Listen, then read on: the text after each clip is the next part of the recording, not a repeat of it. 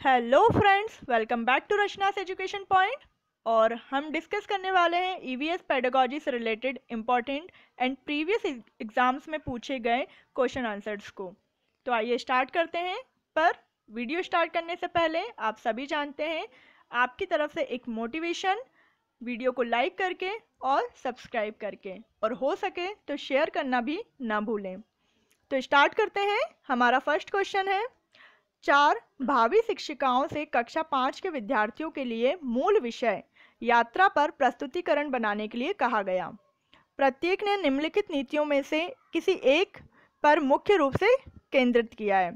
अब उसमें क्या केंद्रित किया है, क्वेश्चन आप लोग समझ गए होंगे कि 4 न्यू टीचर्स आई हैं स्कूल में और उन्हें एक टॉपिक दिया गया है यात्रा, और उस पर उनको एक प्रोजेक्ट या फिर एक प्रेजेंटेशन बनाने के लिए कहा गया है। तो सभी ने प्रोजेक्ट बनाया है, लेकिन एक पॉइंट को कॉमन रखा है। अब वो क्या कॉमन है, और 4 ऑप्शन है आपके पास, आप लोग चूज कर सकते हैं। और इसका सही आंसर है आंसर डी। विद्यार्थियों से यात्रा में उपयोग किए गए विभिन्न साधनों के अनुभवों का वर्णन करने के लिए कहना। चलते हैं नेक्स्ट क्वेश्चन की तरफ। नलिनी कक्षा 3 के शिक्षार्थियों को जानवर हमारे साथी प्रकरण से परिचित कराना चाहती है। प्रकरण को और अधिक रोचक तरीके से प्रस्तुत करने के लिए निम्नलिखित में से कौन सी युक्ति सर्वाधिक उपयुक्त होगी। 4 ऑप्शन है आपके पास, वीडियो को पॉज करिए, ऑप्शन एनालिसिस कीजिए और फिर आराम से अपना आंसर दीजिए। और यहाँ पे आपका सही आंसर होगा ऑप्शन डी।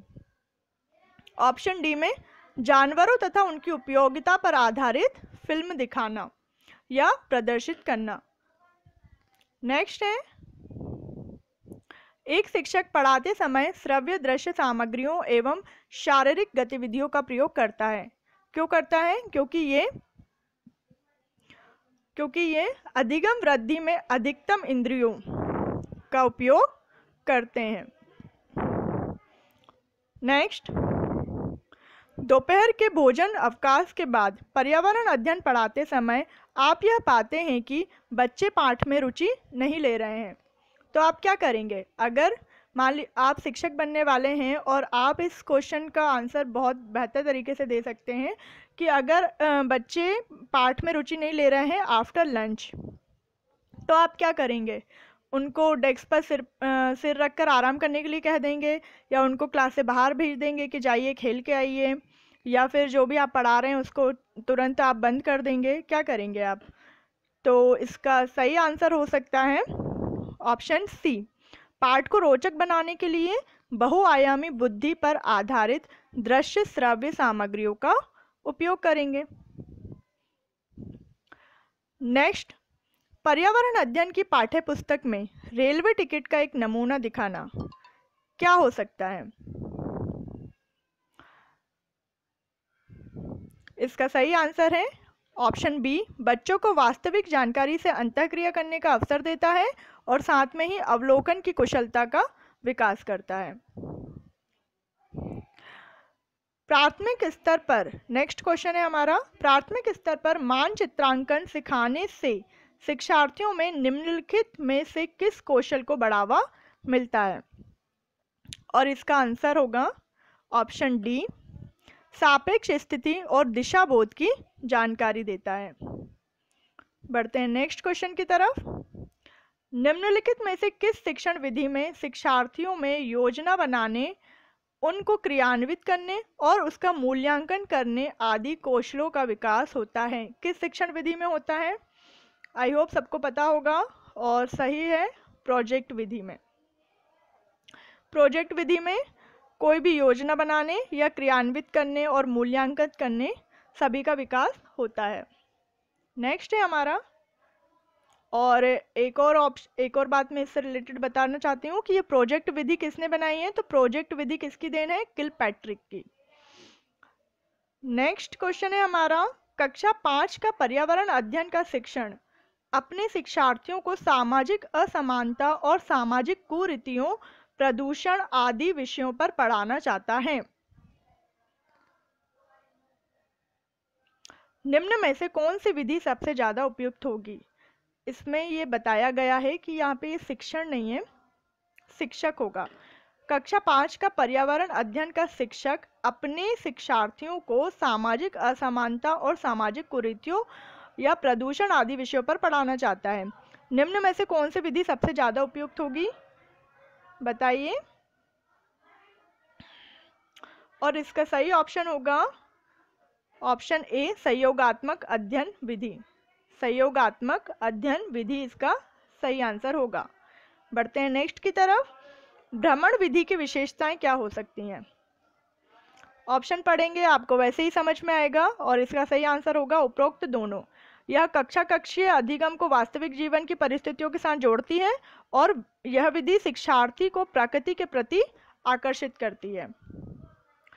नेक्स्ट क्वेश्चन है, पर्यावरण अध्ययन के लिए आप छात्रों को कौन से चैनल देखने का सुझाव देंगे? कौन से चैनल देखने का सुझाव देंगे आप? National geography, discovery, animal planet या उपरोक्त सभी? तो बहुत ही सिंपल क्वेश्चन है और आंसर सभी ने लगा लिया होगा। आंसर है डी, उपरोक्त सभी। 11th एनसीईआरटी 2005 ने या 2005 ने कक्षा 3 और 5 तक के पर्यावरण अध्ययन को कितने पाठ्यक्रम में बांटा है? कितने पाठ्यक्रम में बांटा है? जिनको पता है वेल एंड गुड, और जिनको नहीं पता है वो आज देख लें। 6 भागों में बांटा है। इसका सही आंसर है 6। नेक्स्ट क्वेश्चन, एनसीईआरटी 2005 ने कक्षा 35, यहाँ पे 35 नहीं होगा फ्रेंड्स, ये 3 और 5, कक्षा 3 और 5 के पर्यावरण अध्ययन को विभिन्न थीमों, स्पेलिंग मिस्टेक हो गई है, थीमों में बांटा है। उसमें एक टीम में ऐतिहासिक इमारतों के डिजाइन हेतु डिजाइन, धातु के प्रयोग आदि विषय पर चर्चा की गई है। यह किस टीम के अंतर्गत आता है? यह किस थीम के अंतर्गत आता है? ये टीम नहीं है, ये थीम है। थीम के अंतर्गत आता है, टीम नहीं है, ये थीम। थीम के अंतर्गत आता है।